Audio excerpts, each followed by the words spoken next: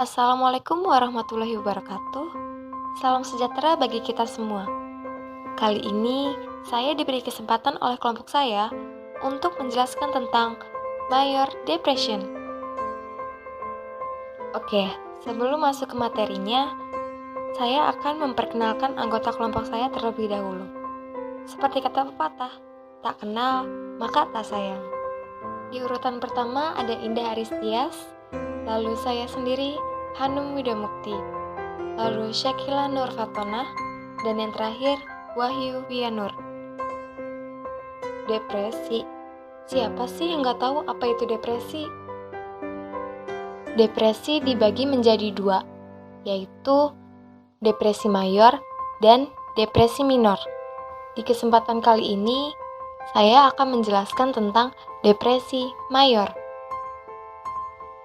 Gangguan depresi mayor diagnosis DSM-5 yang diusulkan dari gangguan depresi mayor atau MDD membutuhkan 5 gejala depresi untuk hadir setidaknya selama 2 minggu.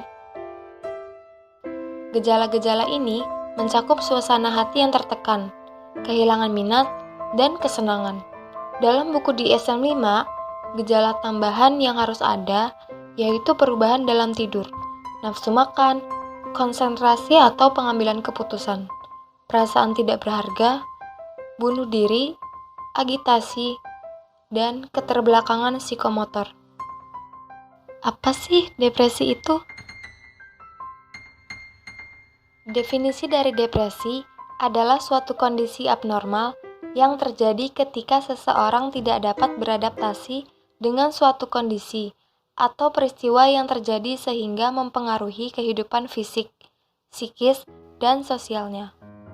Menurut American Psychiatric Association atau APA, depresi merupakan suatu gangguan suasana hati yang diklarifikasikan dalam 2 kategori, yaitu Major Depressive Disorder dan Dysthymic Disorder. Kemudian ada efek-efek dari Major Depressive Disorder. Yang pertama, ada insomnia atau hipersomnia. Lalu hilangnya minat dan kesenangan dalam melakukan aktivitas, berkurangnya atau naiknya berat badan yang signifikan tanpa adanya upaya khusus. Munculnya perasaan tidak berharga dan rasa bersalah tanpa ada penyebab tertentu. Lalu, berkurangnya kemampuan untuk berpikir jernih dan kemampuan untuk membuat keputusan. Yang terakhir, munculnya pikiran tentang kematian, bunuh diri, rencana bunuh diri, dan percobaan untuk bunuh diri. Selanjutnya, faktor-faktor yang dapat meningkatkan peluang terjadinya Major Depressive Disorder. Yang pertama, seseorang pada masa dewasa awal memiliki peluang yang lebih tinggi untuk mengalami Major Depressive Disorder dibandingkan dengan seseorang yang berada di masa dewasa menengah. Yang kedua, seseorang yang memiliki tingkat sosioekonomi yang rendah memiliki peluang yang lebih besar dibanding seseorang yang memiliki tingkat sosioekonomi yang tinggi.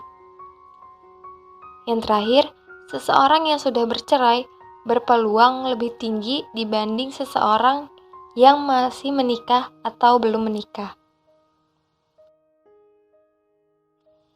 Nah, yang terakhir, ada metode yang dapat digunakan untuk mengurangi gejala MDD. Yang pertama, metode konseling digunakan untuk meningkatkan perasaan berharga kepada pasien yang memiliki gejala Major Depressive Disorder. Yang kedua, olahraga juga dapat digunakan untuk mengurangi gejala Major Depressive Disorder. Selain itu, ada juga penggunaan obat-obatan seperti antidepresan. Berikut adalah salah satu contoh kasus yang ada pada Major Depressive Disorder. Bunga lahir dari keluarga yang tidak harmonis. Kedua orang tuanya sering bertengkar dan memiliki kualitas relasi yang buruk dengannya. Perbedaan antara sifat keduanya pun sangat berbeda. Ayah Bunga sangat otoriter dan tidak memberi toleransi atas kesalahan.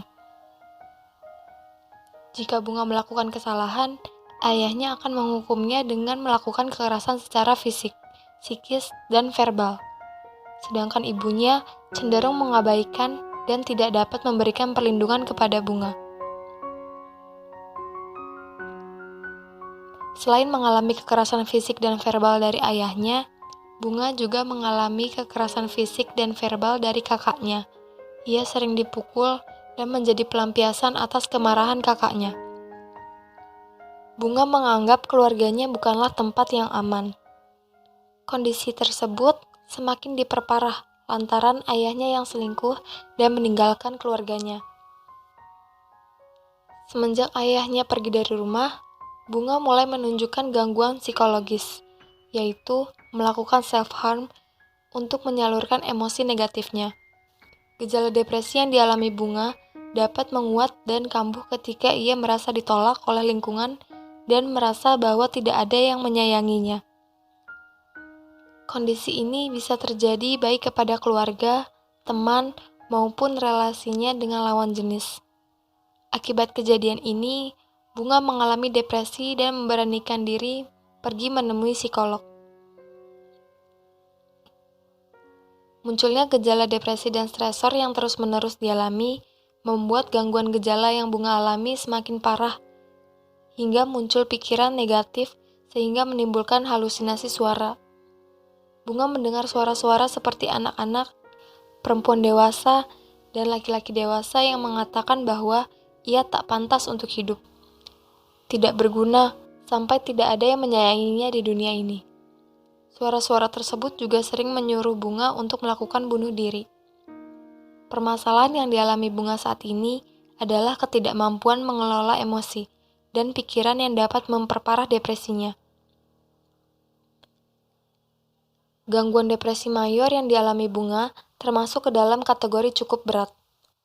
Berdasarkan hasil penelitian dan pembahasan, dapat disimpulkan bahwa depresi mayor yang terjadi pada Bunga terjadi karena beberapa faktor yang saling berhubungan. Adanya faktor predisposisi seperti genetik membuat partisipan lebih rentan terhadap munculnya gejala.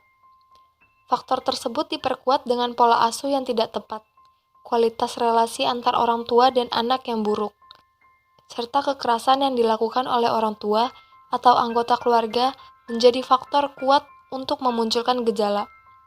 Dengan dampak psikologis yang partisipan rasakan seperti perasaan tertolak, terabaikan, tidak dicintai, serta tidak mampu dalam menjalin relasi, akan menjadi pemicu munculnya gejala depresi mayor. Tuan A adalah seorang bapak berusia 30-an. Ia datang berkonsultasi ke psikiater atas anjuran dari salah satu temannya. Saat datang untuk pertama kalinya, terlihat bahwa mimik wajahnya murung dan nampak tidak bersemangat. Ketika dilakukan wawancara dan pemeriksaan psikiatrik, suaranya pelan, gerak-geriknya minimal, dan sering menanyakan ulang pertanyaan yang ditanyakan. Tuan A menceritakan bahwa ia merasa sedih berkepanjangan selama 1 bulan terakhir. Ia merasa tidak ada satu hari pun yang merasa bahagia. Ternyata, 1 bulan terakhir ia baru saja di PHK dari pekerjaannya. Rasa sedihnya mempengaruhi penurunan berat badan sekitar 3-4 kg. Karena kehilangannya nafsu makan, kehilangan semangat dalam melakukan aktivitas sehari-hari, dan sulit untuk tidur. Atau kalaupun bisa, ia mudah sekali terbangun dari tidurnya. Setelah beberapa saat kemudian, Tuan A bercerita bahwa perasaan sedihnya bertambah parah. Ia menjadi mudah menangis tanpa sebab-sebab yang jelas, dan ia merasa pesimis dengan masa depannya serta keluarganya. Akhir-akhir ini, ia berpikir bahwa hidupnya tidak berharga, dan lebih baik ia mati saja. Semenjak di PHK, Tuan A tidak pernah lagi mencoba mencari pekerjaan baru karena merasa putus asa dengan hidupnya, dan ia juga menarik diri dari pergaulan di lingkungan sekitarnya. Rasa sedihnya menjadi bertambah parah karena Tuan A mulai kebingungan bagaimana membiayai hidupnya sehari-hari serta keluarganya.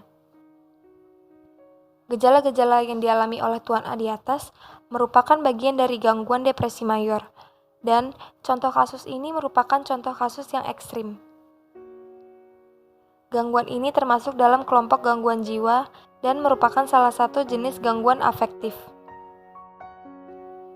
Di Amerika Serikat, depresi saat ini merupakan penyebab disabilitas terbesar.